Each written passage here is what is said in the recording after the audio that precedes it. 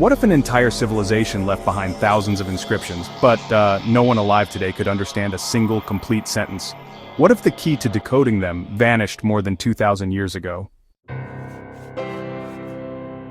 This is the mystery of the Etruscan language, one of the greatest linguistic puzzles of the ancient world. Long before the rise of Rome, the Etruscans ruled a powerful and mysterious civilization in central Italy. They built grand cities, sailed across the Mediterranean, and traded with Greeks and Phoenicians. Yet today their language remains largely unreadable. Despite hundreds of inscriptions, tomb paintings, and artifacts, we still cannot fully understand what they were saying. So who were the Etruscans, and why has their language defied decoding for over 2 millennia? At first, scholars were thrilled. Could this be the key? Unfortunately, the texts are not word-for-word translations. They're more like summaries of the same event. So while they've helped us match a few Etruscan words to meanings, they haven't exactly opened the floodgates of translation. Why is it so hard to decode Etruscan?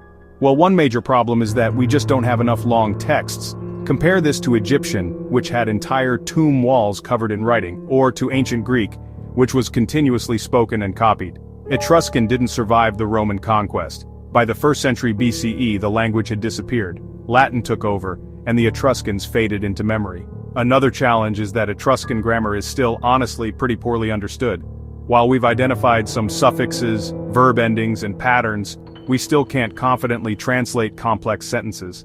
It's like having puzzle pieces, but no picture on the box. Still, progress has been made. Scholars have matched some Etruscan words to Latin equivalents, especially names, titles, and calendar terms. For example, clan likely means son, while Larth is a common male name.